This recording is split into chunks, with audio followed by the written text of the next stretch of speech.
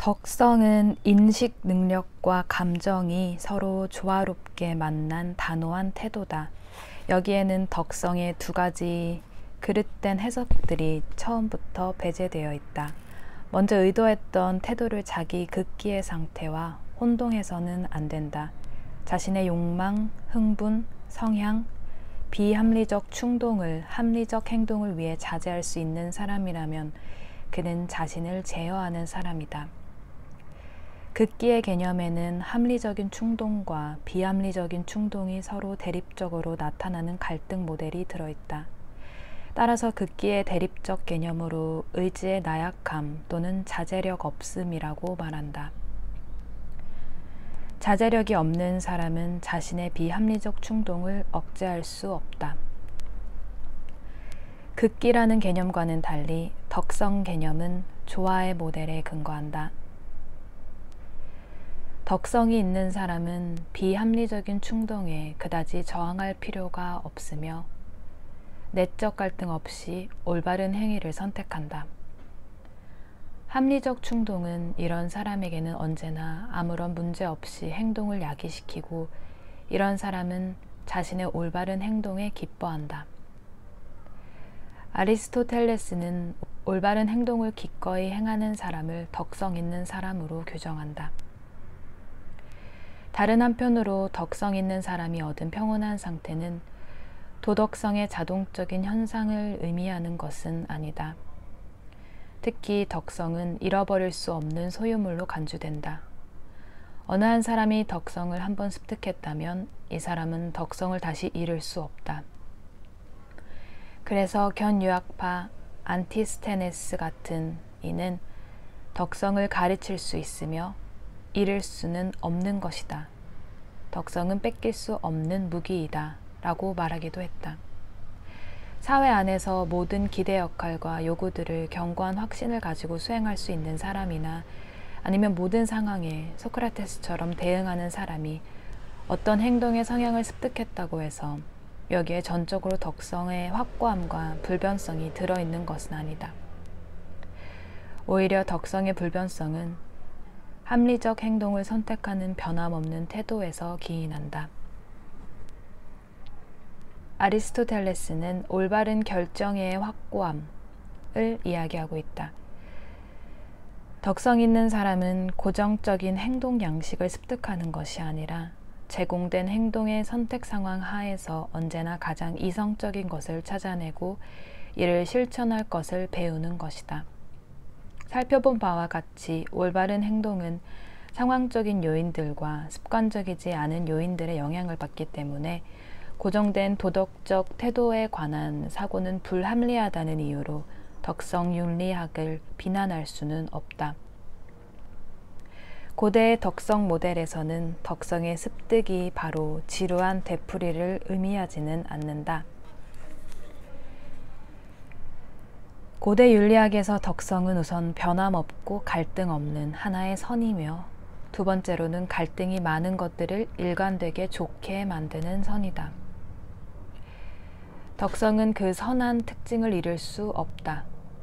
덕성은 어떤 상황에서는 가치 있는 것, 또 어떤 상황에서는 가치 없고 덜 기능적인 것으로 나타나는 것은 아니다. 덕성 개념을 처음부터 이렇게 파악함으로써 덕성의 그릇된 사용은 배제되고 있다. 덕성이라는 개념 하에서 모든 선이 통상적으로 얻는 올바른 가치 책정을 이해할 수 있다. 덕성, 지식, 실제 입장 변화는 분리될 수 없는 통일을 이룬다. 행위자가 잘못된 선행이나 하위의 목표를 염두에 둔다면 덕성은 존재하지 않는다.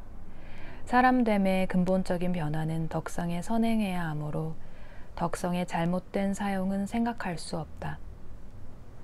덕성을 지닌 것은 모든 성격적 선함들을 바르게 사용하는 데 있다. 이러한 방식으로 성격적 선함은 불안정성을 잃어버리는 것이다. 플라톤은 좋은 특성을 도구화하는 경우 진정한 덕성을 존재할 수 없다고 말한다. 플라톤은 노예의 덕성을 이야기한다. 아리스토텔레스, 또한 결코 나쁘게 사용될 수 없는 하나의 선으로 덕성을 설명하고 있다. 또한 고대 마렵의 교부 아구스티누스는 덕성의 갈등 없는 성격에 관한 사상을 대변한다. 그는 저서 자유의지론에서 덕성은 올바른 이성과 동일한 것으로 잘못 사용할 수 없다고 말하고 있다. 덕성은 다른 모든 선의 올바른 사용을 끌어내고 있다는 것이다. 이 사상에 대한 자세한 설명은 플라톤의 초기 저서인 에우티테모스에 들어있다. 플라톤은 이 책에서 잘못 사용할 수 없는 유일한 선, 올바른 인식이 존재한다고 한다. 이러한 사상은 어떠한 선들이 행복에 기여할 수 있는가라는 질문의 맥락에서 발전하였다. 플라톤은 선들의 두 가지 유형들을 이야기하면서 다음의 예들을 들고 있다. 부, 건강, 좋은 혈통, 권력, 외모가 그 하나이며 신중함, 정의, 용감함, 올바른 인식이 또 다른 선들이다. 여기에 현명함, 소피아는 모든 선들 중 가장 중요한 선이라는, 즉 행복한 성공과 동등한 것이라는 명제가 덧붙여진다. 어떤 것을 전문적으로 사용하는 사람의 계획은 성공하기 때문이다. 이것은 더 나아가 올바른 사용이란 어떤 것을 하나의 선으로 만드는 것이어야만 한다는 사상으로까지 나아간다. 열거된 선들은 좋게 아니면 나쁘게 사용할 수 있는 특징을 지닌다. 플라톤이 말하기를 선들은 결코 본능에서 비롯되는 것이 아니라 올바른 사용에 근거한다고 했다.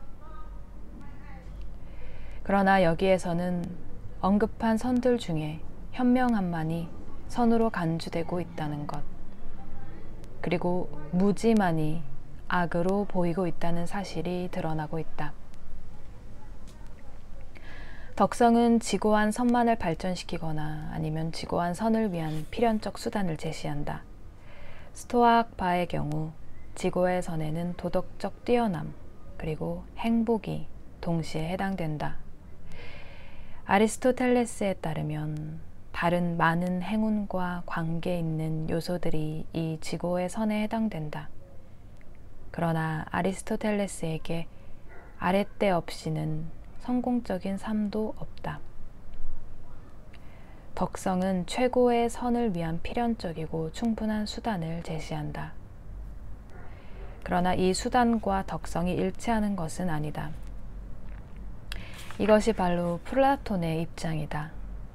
덕성이 즐거움과 행복을 준다는 사실은 여러 가지 방식으로 주장될 수 있다. 덕성이 외적인 자산, 성공, 사회적 존경, 우정 이라는 가치에 행복을 가져온다고 하는 명제도 그 하나이다. 이는 당연히 납득하기 어렵다. 올바르게 보이는 범죄자 또는 아주 부당하게 처형당한 정의감 있는 사람에 관한 플라톤의 예가 보여주고 있는 것처럼 말이다. 덕성이 외부 세계와 상관없는 선들을 만들어내고 또한 비판의 여지가 없고 잃어버릴 수 없는 장점들을 가져온다는 점에서 이것은 납득할 수 있다. 이미 살펴본 바와 같이 플라톤은 정의로운 사람의 삶이 독재자의 삶보다 729배나 더 편안한 것이라고 했다. 왜냐하면 플라톤이 말한 바에 따르면 덕성은 건강, 아름다움, 정신적 건강으로 이해할 수 있는 것이기 때문이다. 에피쿠로스 학파도 덕성은 즐거운 삶과 근본적으로 결합되어 있으며 즐거운 삶은 덕성에서 분리할 수 있는 것이 아니다 라고 말하면서 플라톤과 비슷한 견해를 피력한다. 플라톤과 에피쿠로스 학파에 따르면 인간은 즐거운 삶 또는 행복한 삶에 도달하기 위해 덕성을 필요로 한다. 여기에서 방탕한 삶의 방식이 제외되는 것은 분명하다. 덕성은 배울 수 있는 것이다. 고대의 덕성 개념은 지식의 전달로 인해 학생 신분에서 교사 신분으로 변할 수 있다는 사상을 내포한다. 이 말은 덕성이 출신의 영향을 받는 것도 아니며 우연에 의해 생겨나는 것도 아님을 의미한다. 덕성은 획득하는 것이다. 좋은 출신이라는 것과 유망한 사회적 지위가 덕성을 지니는 데 하나의 역할을 담당하는 것은 사실이지만 어쨌든 본질적이고 중심적인 덕성의 조건들은 아니다. 다른 한편으로 이는 덕성 있는 행동으로 변화하는 데 있어 필요한 비인신론적 훈련이 인신론적인 지식보다 많이 포기됨을 의미한다. 이 말은 고대의 어떠한 덕성 철학들도 본능, 욕구, 의식 못한 습관 또는 나쁜 습관들에 저항하는 것을 높이 평가하지 않았다는 것과 관련이 있다. 덕성 습득에 관한 아리스토텔레스의 사상은 청년기에 이미 시작되어야 하며 적합한 감정 훈련도 포함하는 훈련을 가장 먼저 강조하고 있다. 물론 아리스토텔레스에게 있어 아랫대는 1차적으로 이성적인 판단에 달려있다. 덕성의 교수성에 대한 명제는 덕성의 인실론적인 부분을 경시하는 만큼 낯설게 여겨진다. 덕성 개념에 관한 우리의 일반적 이해에 따르면 다음과 같이 이의를 제기할 수 있다. 용감한 사람으로 보이는 사람이 자신의 용감함의 지적인 실천을 동시에 자랑하는 법은 드물며 용감함을 지적으로 실행한 사람은 실제 생활에서 거의 용감하지 않다. 이에 대해 플라톤은 이성이 없는 무익함은 때때로 유해할 수 있으며 그 때문에 용감함으로 간주할 수 없다고 반대한다. 그 반대로 이성적인 통찰은 직접적으로 용감함을 야기한다. 의도했던 덕성 지식에서는 행위에 목표를 둔 지식이 중요한 문제가 된다. 전통적 지식, 에피스테메 또는 실질적 판단, 프로네시스를 지니고 있는 사람은 삶 전체나 일상생활의 중요한 세부 사항들도 잘 알고 있다. 이러한 사람은 경험과 판단력을 포함하여 실질적인 통찰과 실천에 관련된 개별 지식을 마음대로 사용할 줄 알며 규범적인 원칙을 갖고 있다. 행위자는 소크라테스적이고 플라톤적인 기준에 맞게 자신의 행동과 그 원칙에 대해 말할 수 있다. 또한 규범적인 이상적 품성은 덕성 지식과 관련되어 있다. 의도했던 실질적 지식이라는 것은 발전하는 품성, 철학, 행동, 유용성 또는 통찰과 관련되어 있다.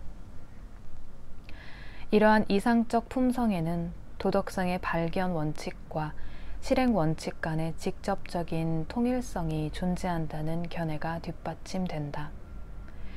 그 어느 누구도 자신에게 사용하지 않고는 완전한 덕성을 가질 수 없다. 또한 완전하게 덕성을 가지지 않으면 그 어느 누구도 진정한 덕성 지식을 사용할 수 없는 것이다.